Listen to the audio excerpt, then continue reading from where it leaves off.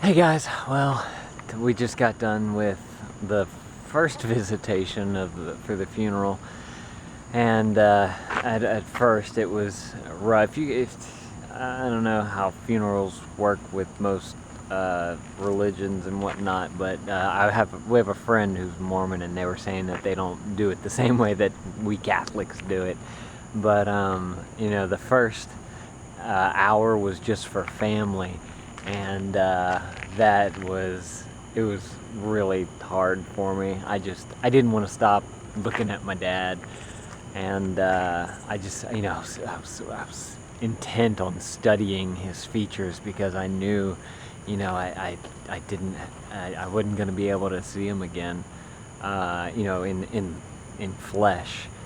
So and another thing that I had trouble with too is standing by him. I felt like I needed to kneel down in front of him and almost get onto the same level as him, because he was always such a greater figure than what I would have been, and I shouldn't be the one standing. So I felt like I had to kneel at his casket. So I did that, and oh God, it was tough. It was really, really tough that first hour, because it was, like I said, it's just family time, and I didn't want to stop looking at him. I wanted to remember him and remember all of his features, and he's got a little mole right here on his eye, and he has all these darker brown moles throughout his hair, and I don't know, he had certain wrinkles on his chin and on his eyes, and I was just studying him, and I kept thinking to myself, everybody tells me I'm a spitting image of my dad. I look exactly like him whenever he was my age, and I kept thinking to myself, well, I guess now I know what I'm gonna look like whenever I'm in a coffin. But thank you to everyone who came out. There were surprises of people who came out. I did not expect some people to be there who showed up, and that just meant so much.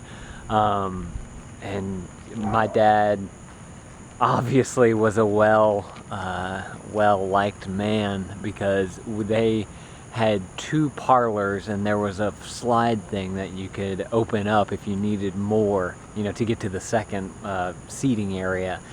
And we said a rosary at 7 o'clock, and they opened it up earlier, but that whole place was jam-packed with people, and I think even some people were standing, if I'm not mistaken.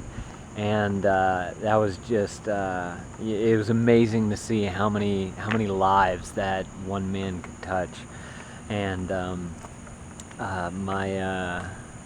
the guys who gave the eulogies talked about how he was more than just a friend to them, and how he really was a mentor to so many people, whether it's just through a joke, or mentoring with his faith and knowing the exact thing that needed to be heard to them, whether if he was trying to teach them something or giving advice on something, and how it really, my dad had a way of being able to talk to people on a different level, but making it seem so casual. And that was really nice to hear from a whole bunch of people. Also, back whenever Katrina and Rita hit the New Orleans area, there was a little town called Bogalusa, Mississippi, and he was going to try to give them help after the hurricane came, because there was nothing there. They were, they needed everything. They didn't have power, they didn't have anything. And so he was the one who made it his mission to make sure that these people were taken care of. And it just goes to show you, the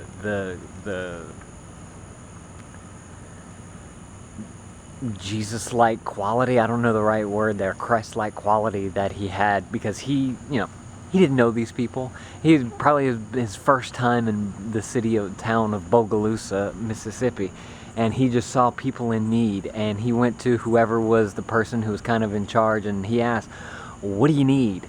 And they said, we need oxygen tanks, we need body bags, we need gas, and we need food, and you know, everything. They needed everything. And you know, he had a satellite phone, which I've remembered the phone. It was a big old honking thing, and he started, you know, getting stuff to there, getting supplies over there before the day even ended. They had ambulances over there, body bags over there, oxygen tanks for the hospital. Just, he really went to the nth degree for people that he didn't even know. And that's the kind of guy that he was. He, you know, just always putting something out for other people. And I think through his actions, many people have learned a lot from him.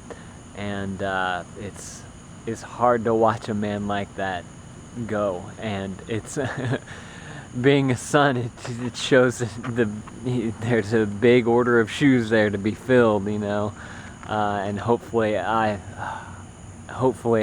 can do him justice by following in his footsteps and learning everything that he's taught me throughout my years. It was really good to hear the stories and the eulogies that the guys who gave them gave. So I just kind of wanted to let you guys know a little bit about my dad, because he was a very private guy, and let y'all know that the funeral went well, and I was very surprised by the amount of people and some of the actual people that I knew who came.